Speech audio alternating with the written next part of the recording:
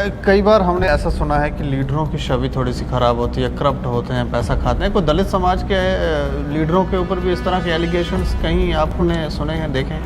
कई बार ऐसा भी सुनने में आता है कि दलित समाज के जो लीडर हैं वो फैसला लेने में थोड़ा कतराते हैं। वो सोचते हैं पता नहीं ये हो जाएगा वो हो जाएगा, थोड़ा सा बोल्डली फैसला नहीं ले पाते। ऐसा कुछ लगता है आपको? मैं इसमें भारतीय जनता पार्टी कि अनुसूचित जाति मोर्चा से संबंध रखता हूं और मैं इसमें वाल्मीकि समुदाय से संबंध रखता हूं, इसलिए मेरा दायित्व बन जाता है वाल्मीकि समुदाय की आवाज़ बुलंद करने के लिए। ऐसी भी आवाज़ें यहाँ पर उठती हैं कि हम वापस अगर सत्ता में आएंगे तो धारा 370 और 35A को वापस से बहाल करेंगे आर्टिकल को। ये इसको किस तरह से? मैं प्रश्न ये पूछ रहा हूँ कि भारत की रक्षा उन लोगों से कैसे हो सकती है जो जिस थाली में खा रहे हैं उसी में छेद कर रहे हैं? एक तरह से श्राप था दलित समाज के लिए, वाल्मीकि समाज के लिए।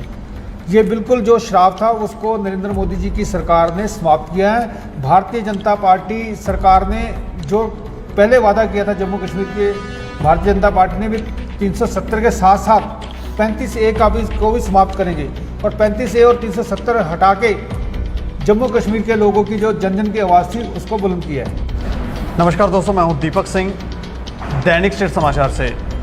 आज बात करेंगे धारा 370 को क्यों हटाया गया, 35A आर्टिकल को आखिर क्यों हटाया गया। ऐसा भी माना जाता है कि भाजपा जो है, भाजपा पार्टी दलित विरोधी पार्टी है, लेकिन कुछ बातें ऐसी घटित हुई हैं जिसके बाद ये चर्चा थोड़ी सी और दिशा में घूमती हुई दिख रही है और ऐसा लग रहा है कि शायद भाजपा दलित विरोधी पार्टी नहीं है। यहाँ पर कुछ मानसिकता के लोग हैं जो ये कहलवाना चाहते हैं, जानबूझ के लोगों को डिस्टर्ब करना चाहते हैं कि नहीं भाजपा सही डायरेक्शन में नहीं, ये दलित विरोधी है, ये है वो है।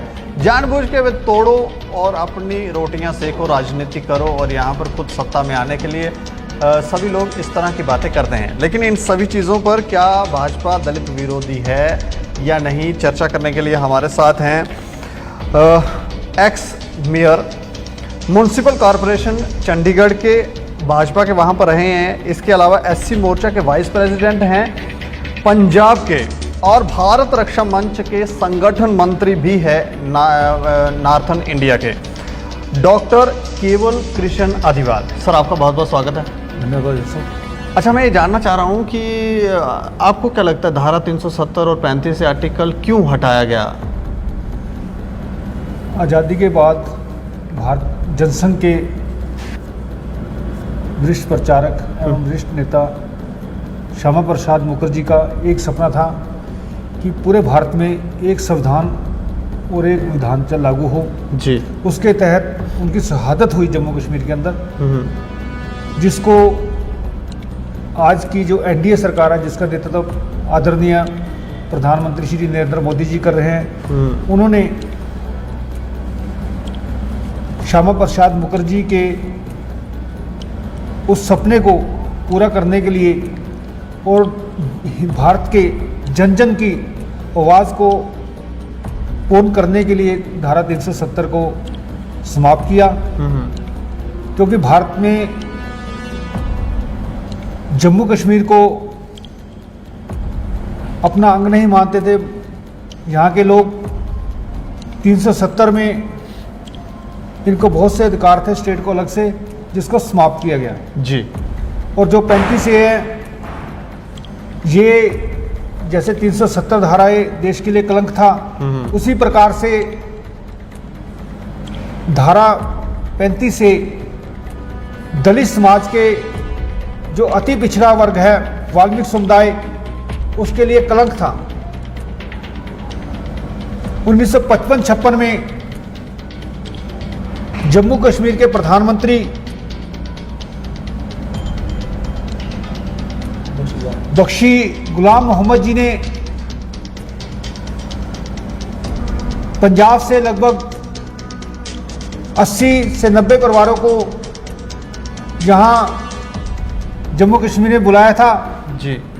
उस समय का जो दलित समाज था, जो वाल्मीकि समाज, उसने वर्तमान सरकार के विरुद्ध स्ट्राइक की हुई थी और पूरा सफाई का काम जो जम्मू कश्मीर में ठप था जी। तो उन्होंने उनकी मांगों को नहीं माना था, तो उन्होंने कहा था जो ये लोग हैं सफाई का काम करते, इनको सबक सिखाने के लिए उन्होंने 70 से 80 परिवार जो है पंजाब से लाए थे सफाई का काम करने के लिए। लेकिन उन परिवारों से सरकार ने मल मूत्र साफ करने का कार्य तो करवाया, लेकिन उनको मौलिक अधिकारों से वंचित रखा जी। जैसे वाल्मीकि समाज के लोग जो यहाँ पलायन करके या राजा साहब के बुलाने के बाद यहाँ पहुँचे थे, उनको सिर्फ सफाई सेवकों का काम करने का प्रावधान संविधान में किया गया। उससे ऊपर अगर उनके बच्चे पढ़ जाते थे, चाहे वो ग्रेजुएशन कर लेते थे, पोस्ट ग्रेजुएशन कर लेते थे, पीएचडी भी कर लेते थे, तो वो केवल सफाई का ही काम कर सकते, इससे अलावा और कोई काम नहीं कर सकते थे। ऐसा प्रावधान था 35A में। तो ऐसा लग रहा है आपको कि ये एक तरह से श्राप था दलित समाज के लिए, वाल्मीकि समाज के लिए? ये बिल्कुल जो श्राप था उसको नरेंद्र मोदी जी की सरकार ने समाप्त किया है। भारतीय जनता पार्टी सरकार ने जो पहले वादा किया था जम्मू कश्मीर के, भारतीय जनता पार्टी ने भी 370 के साथ साथ 35A को भी समाप्त करेंगे और 35A और 370 हटा के जम्मू कश्मीर के लोगों की जो जन जन की आवाज़ थी उसको बुलंद किया है। कई ऐसी भी आवाज़ें यहाँ पर उठती हैं कि हम वापस अगर सत्ता में आएंगे तो धारा 370 और 35A को वापस से बहाल करेंगे आर्टिकल को। ये इसको किस तरह से देख? जो 370 धारा है इसके लिए तो भारतीय जनता पार्टी के जो राष्ट्रीय नेतृत्व है लगातार अपना वक्तव्य दे रहा है। 35A के बारे में उन्होंने दिया है, लेकिन मैं विशेष तौर से 35A के बारे में बोलूँगा क्योंकि मैं उसमें भारतीय जनता पार्टी की अनुसूचित जाति मोर्चा से संबंध रखता हूँ और मैं उसमें वाल्मीकि समुदाय से संबंध रखता हूँ, इसलिए मेरा दायित्व बन जाता है वाल्मीकि समुदाय की आवाज़ बुलंद करने के लिए। 35A के बारे में जो जम्मू कश्मीर के पूर्व मुख्यमंत्री और यहाँ के जो वरिष्ठ नेता है वो 35A और 370 हटाने की बात कर रहे हैं, तो मुझे लगता है ये दोबारा देश की जो अखंडता है उसको समाप्त करना चाहते हैं और दोबारा ये दंगा फसाद करना चाहते हैं। 35A उन लोगों के लिए बनाई गई जो इनका मल मूत्र साफ करते हैं, इनकी सेवा करते हैं। सेवा तो उन्होंने करवा ली लेकिन उनको कोई फल नहीं दिया। ये इंसानियत के ऊपर 35A धारा धब्बा है। अगर ये दोबारा धब्बे को ये रिस्टोर करना चाहते तो मेरे हिसाब से ये देश के लिए और वाल्मीकि समुदाय के लिए बड़ी शर्म की बात होगी। लेकिन इसके अलावा मैं ये सवाल आपसे जानना चाह रहा हूँ कि बीजेपी पार्टी ऐसा कहा जाता है कि दलित विरोधी है ऐसा कि नहीं? एक्चुअली कुछ असामाजिक तत्व जो दलित समाज और स्वर्ण जातियों में खाई पैदा करना चाहते हैं वो आवाज़ ऐसी बुलंद करते हैं। और कुछ राजनीतिक पार्टियां जी हिंदुस्तान के स्वतंत्रता के इतिहास में पहली बार हुआ कि 14 दलित समाज से कैबिनेट मिनिस्टर बने। इससे पहले कभी भी 14 व्यक्ति दलित समाज के व्यक्ति या दलित समाज के लोकसभा और राज्यसभा सांसद कैबिनेट में मिनिस्टर नहीं बने। भारतीय जनता पार्टी लगभग उसने 9 राज्यों में दलित समाज के व्यक्तियों को प्रदेश अध्यक्ष बनाया। राष्ट्रीय अध्यक्ष भारतीय जनता पार्टी श्री बंगारू लक्ष्मण जी को बनाया। 1998 में लोकसभा के स्पीकर श्री TR बालू जी जो तेलुगु देशम पार्टी से संबंध रखते थे, आंध्रा से संबंध रखते थे, तेलुगु देशम 1998 में नरेंद्र मोदी श्री अटल बिहारी वाजपेयी जी का समर्थन कर रही थी। तो TR बालू जी जो दलित समाज से संबंध रखते थे उनको सबसे पहले भारतीय जनता पार्टी ने लोकसभा का स्पीकर बनाया, जिसको आदरणीय प्रधानमंत्री सहित सभी लोकसभा के सदस्य सर कह के संबोधित करते हैं। इतना मान दलित समाज को दिया। उसके बाद भारतीय जनता पार्टी ने पंजाब से श्री विजय सांपला जी होशियारपुर से पहली बार सांसद बने, युवा थे, उनको केंद्र में बनाया। उसके बाद श्री सोम प्रकाश जी होशियारपुर से दोबारा चुने गए, उनको केंद्र में इंडस्ट्री मिनिस्टर लगाया। भारतीय जनता पार्टी ने श्री थावर सिंह गहलोत जी, जो पहले 2 बार भारतीय जनता पार्टी अनुसूचित जाति मोर्चा के राष्ट्रीय अध्यक्ष रहे हैं, उनको स्वर्गीय अरुण जेटली जी के निधन के बाद राज्यसभा का सभापति बनाया। भारतीय जनता पार्टी ने अनुसूचित जाति मोर्चा के पूर्व राष्ट्रीय अध्यक्ष माननीय श्री रामनाथ कोविंद जी को देश का राष्ट्रपति बनाया। भारतीय जनता पार्टी लगातार दलित समाज के उत्थान के लिए उनको राज्यसभा में नॉमिनेट करती है, गवर्नर लगाती है। 4 गवर्नर इस समय दलित समाज में एनडीए गवर्नमेंट में लगे हैं। अगर इतना होने के बावजूद भी कुछ असामाजिक तत्व या कुछ विपक्षी पार्टियां ये कहती है कि भारतीय जनता पार्टी दलित विरोधी है, मुझे लगता है उनको भारतीय जनता पार्टी का दलित समाज का इतिहास फरोड़ने की जरूरत है, पढ़ने की जरूरत है। बाबा साहब डॉक्टर भीमराव अम्बेडकर जी की मृत्यु के बाद किसी भी राजनीतिक पार्टी ने उनके जीवन में क्या क्या घटित हुआ, उनके मृत्यु के क्या थे, इनके बारे में जानने की कोशिश नहीं की। भारतीय जनता पार्टी की एनडीए गवर्नमेंट ने पिछली सरकार में पंचतीर्थी स्थान के प्रावधान किया। बाबा साहब डॉक्टर भीमराव अम्बेडकर जी के जन्म स्थान से लेकर उनके मृत्यु स्थान तक को उन्होंने एक तीर्थ के स्थान में बनाया। डॉक्टर भीमराव अम्बेडकर जी ने इंग्लैंड में जिस घर में किराए के मकान में रहकर उन्होंने शिक्षा ग्रहण की, उसको इंग्लैंड गवर्नमेंट बेचना चाहती थी और महाराष्ट्र सरकार के साथ मिलकर केंद्र सरकार ने रातों रात एक कानून का प्रावधान करके वहाँ ऑक्शन दी और उसको परचेज किया। परचेज करके डॉक्टर साहब भीमराव अम्बेडकर जी का संग्रहालय बनाया। भारतीय जनता पार्टी लगातार जो हमारे महापुरुष हैं उनके जयंती को मनाती है, चाहे भगवान वाल्मीकि जी की जयंती हो, गुरुदास जी की जयंती हो, कबीर जी की जयंती हो। उससे अलावा जितने भी हमारे महापुरुष हुए हैं उनके जन्म स्थान को भी उन्होंने एक अच्छा स्थान, एक पवित्र स्थान बनाने का प्रयत्न किया है। कई बार हमने ऐसा सुना है कि लीडरों की छवि थोड़ी सी खराब होती है, करप्ट होते हैं, पैसा खाते हैं। कोई दलित समाज के लीडरों के ऊपर भी इस तरह के एलिगेशंस कहीं आपने सुने हैं, देखे हैं? भारत में एनडीए सरकार की 2 बार सरकार बनी। पहले स्वर्गीय प्रधानमंत्री श्री अटल बिहारी जी वाजपेयी जी के नेतृत्व में एनडीए गवर्नमेंट बनी, तब भी किसी भी दल कैबिनेट मिनिस्टर के ऊपर कोई भ्रष्टाचार का आरोप नहीं लगा।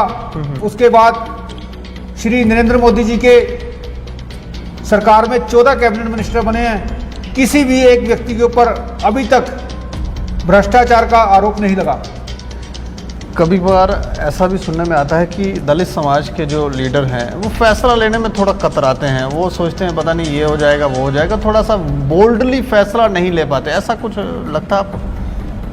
ऐसी मुझे कोई जानकारी नहीं है, लेकिन जितने भी अच्छे मंत्रालय, चाहे वित्त मंत्रालय में राज्य मंत्री अर्जुन मेघवाल जी रहे हों, सोशल वेलफेयर मिनिस्ट्री में थावर सिंह गहलोत जी रहे हों, इंडस्ट्री मिनिस्ट्री में सोम प्रकाश जी रहे हों, इन सभी ने धड़ल्ले से अपने डिपार्टमेंट में काम किए और रात दिन एक करके जन जन तक जन जन की लोगों की समस्या का समाधान करने का प्रयत्न किया है और अपनी सेंट्रल गवर्नमेंट की पॉलिसी जो है वो आम लोगों तक पहुंचाने का प्रयत्न किया है। इससे ज़्यादा बोल्ड काम मुझे लगता है और कोई कर नहीं सकता और ना ही हो सकता है। कुछ ऐसी भी कम्युनिटियाँ जो ये कहती हैं कि रिजर्वेशन समाप्त कर देनी चाहिए, ये ऐसे ही अब सभी लोग पढ़े लिखे हो गए हैं तो ये रिजर्वेशन ले रहे हैं लोग, तो ये दलित समाज के लिए क्या आप कैसे देख रहे हैं? देखिए, भारत एक लोकतंत्र राष्ट्र है, हर व्यक्ति को अपनी बात कहने का अधिकार है। कुछ संस्थाएं लगातार ये मांग कर रही हैं कि हर वर्ष 10 वर्ष के लिए संविधान में प्रावधान किया गया था कि रिजर्वेशन का, लेकिन मैं समझता हूं कि अभी तक भी जितने सरकारों के प्रयत्न रहे हैं वो इतने प्रयत्न नहीं रहे कि दलित समाज का उत्थान हो सके। लगातार स्वर्ण जाति के जो कुछ लोग हैं वो दलित समाज के अनुसूचित जाति के ऊपर भी क्वेश्चन उठाते हैं कि उनकी रिजर्वेशन जो है समाप्त कर देनी चाहिए। मैं एक बात कहना चाहूँगा, अनुसूचित जाति के जो लोग हैं ये हिंदू धर्म से संबंध रखते हैं। 1952 में जब कॉन्स्टिट्यूशन बना था, कॉन्स्टिट्यूशन लिखने वाले बाबा साहब डॉक्टर भीमराव अंबेडकर जी थे। उन्होंने एक लिस्ट बनाई थी जिसको शेड्यूल्ड बोलते हैं। ये शेड्यूल्ड लिस्ट है जिसमें लिस्ट में कास्टों का विवरण किया गया था, उसको शेड्यूल्ड कास्ट कहा गया। एक शेड्यूल्ड लिस्ट बनी, उसमें कास्टों का विवरण हुआ, उसको शेड्यूल्ड कास्ट कहा गया। उस समय संविधान में प्रावधान था 49.5 49.5% रिजर्वेशन मैक्सिमम हो सकती है, उसके बाद रिजर्वेशन नहीं हो सकती। उसका जो वर्गीकरण किया गया, 15% अनुसूचित जाति के लिए आरक्षण रखा गया, 7.5% अनुसूचित जनजाति के लिए रखा गया, 27% ओबीसी अदर बैकवर्ड क्लास जिसे पिछड़ा वर्ग बोलते हैं उसके लिए रखा गया। टोटल 49.5 बनी जी। 49% रिजर्वेशन इस समय देश में लागू थी। लेकिन एनडीए गवर्नमेंट ने आगे बढ़ते हुए सभी समाज के व्यक्ति जो ईडब्ल्यूएस कोटे से संबंध रखते हैं, इकोनॉमिकली वीकर सेक्शन से संबंध रखते हैं, उनको 10% का आरक्षण का प्रावधान एनडीए गवर्नमेंट ने किया। टोटल इस समय जो रिजर्वेशन है वो 59.5 हो गई है जी। इसमें 17.5% जो आरक्षण है वो जनरल कम्युनिटी के लिए रखा गया है। जनरल कम्युनिटी मीन्स जो एसटी लोग हैं, वो एसटी एक ट्राइबल एरिया है, उसमें चाहे वो ब्राह्मण कम्युनिटी से है, बानिया कम्युनिटी से है, या किसी भी स्वर्ण जाति से संबंध रखता है, उसको रिजर्वेशन 7.5% मिलेगा। और उसके बाद जो ईडब्ल्यूएस जो नरेंद्र मोदी जी की सरकार ने प्रावधान रखा है 10% रिजर्वेशन ईडब्ल्यूएस के लिए, ये दोनों रिजर्वेशन जनरल कम्युनिटी के लिए 17.5% बनती है, और 15% जो रिजर्वेशन जो है वो एससी समाज के लिए है। इसलिए 2.5% एससी समाज से ज़्यादा जो रिजर्वेशन है वो जनरल कम्युनिटी को दी गई है। मैं समझता हूँ जो लोग दलित समाज के आरक्षण का विरोध कर रहे हैं उनको ये बात समझनी चाहिए, दलित समाज का अभी सामाजिक उत्थान नहीं हो पाया, शैक्षणिक, आर्थिक और सामाजिक दृष्टि से अभी भी पिछड़े हैं। आप जम्मू कश्मीर की बात कीजिए, देश को आज़ाद हुए कितने वर्ष हो चुके हैं। 1956 में 90 परिवार जो आज 250-300 परिवार बन गए हैं, उनको मौलिक अधिकारों से वंचित रखा गया, उनको तो रिजर्वेशन मिली ही नहीं, उनको संवैधानिक अधिकार नहीं मिले, तो रिजर्वेशन कहाँ समाप्त की जाए। नहीं, ऐसा भी सुनने में आता है कि जो दलित समाज के बड़े लीडर हैं वो निचले वर्ग के लोगों को आरक्षण मिलने ही नहीं देते हैं, ऊपर से ही खा जाते हैं। देखिए, संविधान में सभी को एक अधिकार मिला है कि जो उच्च शिक्षा ग्रहण कर लेगा, जो दलित समाज के किसी भी वर्ग से संबंध रखता हो, उसको वो पद प्राप्त होगा। जो व्यक्ति अच्छा पढ़ जाता है वो उस स्थान को प्राप्त करता है, और जो अच्छा नहीं पढ़ पाता वो वंचित रह जाता है। ये ठीक है, उनको जो हमारे जो उच्च अधिकारी बन चुके हैं उनको भी चाहिए, जो दलित समाज के जो नीचे वर्ग में अभी आरक्षण का लाभ नहीं ले पाए उनको भी वो लाभ लेने दें। नहीं, लेने नहीं दिया जाता है, वो कहते हैं सारा हम ही कर लें। ये वो होता है ना, जय जयकार करते रहें, छोटे मोटे काम करते रहें, उनकी जी हजूरी करते रहें, वोट उनको डालते रहें और वो ऐसे ही फलते फूलते रहें। ये भावना कब चेंज होगी? देखिए, एक मानसिकता है, पर लेकिन मैं एक बात मानता हूँ, जो अच्छा कार्य करेगा वो आरक्षण का बेनिफिट ले जाएगा। जम्मू में आप आए हैं तो जम्मू में आने का कारण आप जरा बता दें। पंजाब में भारतीय जनता पार्टी अनुसूचित जाति मोर्चा ने, जो केंद्र की एनडीए सरकार ने धारा 35 से हटाई है, उसके हक में एक सिग्नेचर अभियान शुरू किया है पूरे पंजाब के अंदर। तो भारतीय जनता पार्टी अनुसूचित जाति मोर्चा ने निर्णय किया था, हमारा एक व्यक्ति, हमारे पार्टी का एक व्यक्ति जम्मू कश्मीर में जाके वहाँ की वास्तविक जो सच्चाई है उसके बारे में जानकारी हासिल करेगा। तो उसके तहत मेरा आना हुआ। और दूसरा, भारतीय जनता पार्टी का वरिष्ठ नेता होने के नाते मुझे जो भारतीय जनता पार्टी के वरिष्ठ यहाँ के नेता हैं सबसे मिलने का मौका मिला और उनसे दलित समाज की समस्याओं के बारे में विचार विमर्श करने का अवसर प्रदान हुआ। कल मैं भारतीय जनता पार्टी जम्मू प्रांत के जिला अध्यक्ष से मिला, जम्मू के महापौर जी से मिला। आज हम जो हमारे उप मुख्यमंत्री हैं वो वाल्मीकि समुदाय के एक परिवार के घर जाके वहाँ जलपान करेंगे, ऐसी आज व्यवस्था रखी गई है। श्री रमेश अरोड़ा जी जो एमएलसी रहे हैं उनसे भी मेरा मिलना हो, वो भी हमारे साथ जाएंगे। जो भारतीय जनता पार्टी का शीर्ष नेतृत्व है आज वाल्मीकि समुदाय के पास खुद जाएगा। मुलाकातें अभी आपकी शुरू होनी है कि थोड़ी मुलाकातें हुई हैं? एक्चुअली समय कम था, दो दिन, क्योंकि आदरणीय राष्ट्रपति जी जम्मू कश्मीर में थे। कुछ भारतीय जनता पार्टी का शीर्ष नेतृत्व उनसे मिलने गया हुआ था, उनसे मेरी मुलाकात नहीं हुई। उनके आने के बाद अगर दोबारा मेरा 10 या 15 दिन या महीने में कोई चक्कर लगेगा तो उनसे मुलाकात होगी। भारत रक्षा मंच के आप संगठन मंत्री भी हैं, भारत रक्षा मंच, तो भारत की रक्षा होगी कैसे? क्योंकि अंदर जो सिस्टम देखते हैं हम, कुछ लीडर तो अच्छे हैं लेकिन नीचे तो ऐसा लगता है भेड़िए ही हैं, ये तो लूट रहे हैं, जिस थाली में खा रहे हैं उसी में छेद कर रहे हैं। तो ये भारत को किस तरह से रक्षा हो सकती है? भारतीय रक्षा मंच के उत्तरी क्षेत्र का मुझे दायित्व श्री सूर्यकांत केलकर जी ने दिया, जो कि हमारे भारतीय रक्षा मंच के संगठन मंत्री, राष्ट्रीय संगठन मंत्री हैं जी। उन्होंने मुझे आदेश दिया था कि आप भारतीय रक्षा मंच का उत्तरी क्षेत्र का प्रभार देखिए। तो जम्मू कश्मीर इकाई ने कारगिल विजय दिवस के उपलक्ष्य में जिन्होंने सर्वोच्च बलिदान, अपने सर्वोच्च बलिदान देते हुए शहीदी प्राप्त की, उनके परिवारों को सम्मानित करने के लिए यहाँ एक कार्यक्रम का आयोजन किया गया था। और मुझे जम्मू कश्मीर इकाई की ओर से मुझे उस कार्यक्रम में आने का अवसर प्रदान हुआ। हमारी यहाँ जो इकाई है वो बहुत अच्छा कार्य कर रही है।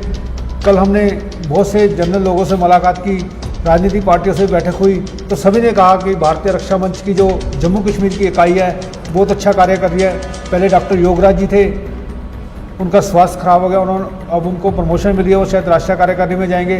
उनके स्थान पर महेंद्र गुप्ता जी हमारे प्रांत अध्यक्ष बने हैं। और उनके साथ की जो टीम है, सारी की सारी टीम जो बहुत अच्छा कार्य कर रही है और बहुत अच्छा कार्यक्रम किया था। लेकिन एक संगठन में अच्छे लोग भी होते हैं और कुछ अच्छा कार्य नहीं कर पाते, लेकिन हम उनको बुरा भी नहीं कह सकते। नहीं, मैं प्रश्न ये पूछ रहा हूँ कि भारत की रक्षा उन लोगों से कैसे हो सकती है जो जिस थाली में खा रहे हैं उसी में छेद कर रहे हैं? देखिए, लगातार 370 धारा को हटाने का जब प्रयत्न होता है तो वो लोग इसका विरोध करते हैं जो देश का खाते हैं और देश के साथ ही गद्दारी करते हैं। मैं किसी समाज का नाम नहीं लेना चाहता, वो सभी देशवासियों को मालूम है जी। और कौन से विदेशी राष्ट्र का वो समर्थन करते हैं वो भी सभी लोगों को मालूम है। नहीं, बचाव कैसे होगा?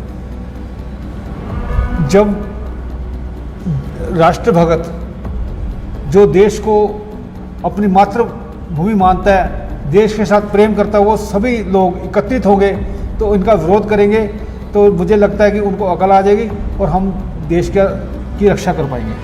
वाल्मीकि समाज या दलित समाज को कुछ संदेश आप देना चाहेंगे? मैं देश की विपक्षी पार्टियों से जो विपक्ष में बैठे हुए हैं जम्मू कश्मीर में भी और राष्ट्रीय स्तर पर भी, उन्हीं से एक निवेदन करूंगा कि वाल्मीकि समुदाय के विरुद्ध बहुत से यहाँ काले चिट्ठे निकले, बहुत से कानून पास हुए और उनको मौलिक अधिकारों से वंचित किया गया। अब मैं उनसे हाथ जोड़कर बेनती करता हूँ कि अब बख्श दिया जाए वाल्मीकि समुदाय को। ये आपकी लगातार सेवा करता रहा और देशभक्त लोग हैं। ये वो लोग हैं जो अपने समाज, अपने कित्ता जिसको बोलते हैं, जिसको अपने काम के लिए समर्पित लोग हैं, वो इनकी सेवा करते रहे। अब उनको जो उन्होंने सेवा किया उनका अधिकार मिलना चाहिए। और मेरा वाल्मीकि समुदाय को एक ही निवेदन है कि वो वाल्मीकि समुदाय के साथ ही जुड़े रहें, अपना धर्म परिवर्तन ना करें। कुछ लोग लालच से और कुछ अन्य समाज के लोग उनको लालच देकर, मशीनरी लोग जो हैं आपको शिक्षा का दे देंगे, अच्छी शिक्षा देंगे वो एक समुदाय में उनको कन्वर्ट करने की कोशिश करते हैं। हम आपको मुख्य धारा में ले आएंगे, आपको प्रॉपर्टी का अधिकार दे देंगे, आपको प्रॉपर्टीज दे देंगे, आपको और बेनिफिट्स, फाइनेंशियली बेनिफिट्स दे देंगे। वो कोशिशें करते हैं। कुछ लोग जो गरीब लोग हैं लालच में आकर धर्म परिवर्तन करते हैं। मेरा वाल्मीकि समुदाय के लोगों से निवेदन है कि कृपया करके उनके लालसा में आकर अपना धर्म परिवर्तन ना करें। वाल्मीकि समाज हिंदू समाज का एक पार्ट है, पार्ट ऑफ लाइफ जो है हमारी, हिंदू स्टाइल जो है जीने का, जीवन पद्धति हमारी हिंदू है। हिंदू धर्म में ही रहिए, यहाँ ही हमारा उत्थान होगा। चलिए, शुक्रिया सर हमसे बातचीत करने के लिए। धन्यवाद। तो ये राजनीति और लोगों को खरीदने बेचने वाली ये जो परंपरा बड़े समय से चली आ रही है, ये कब समाप्त होगी? कोरोना ने थोड़ा सा हमें लगता है कि लोगों को समझाया है। अब भी अगर जैसे ये कह रहे हैं कि अगर आप बिक रहे हैं और लोभ में आकर अपना धर्म परिवर्तन कर रहे हैं, ना जाने कहाँ कहाँ जा रहे हैं, तो वो छोड़ दीजिए, ईश्वर की तरफ देखें, उनका ध्यान करें और समझें कि आपका दायित्व क्या है। लोभ में आने से, लालच में आने से कुछ समय के लिए अच्छा ज़रूर लगता है, लेकिन जब आगे चलकर आपको पता चलता है कि आपने अपने ही पैरों पर कुल्हाड़ी मारी है, ऐसा ना करें और समझें कि आपके दायित्व क्या है, क्योंकि सारे दायित्व नेताओं के नहीं हैं, आपके भी कुछ दायित्व हैं, उनका निर्वाह करें और जो आपको गलत लगता है उनके खिलाफ आवाज़ भी उठाएं। बाकी आप देखते रहें दैनिक स्टेट समाचार। मुझे और मेरे सहयोगी अरुण डोगरा को दें इजाज़त। नमस्कार।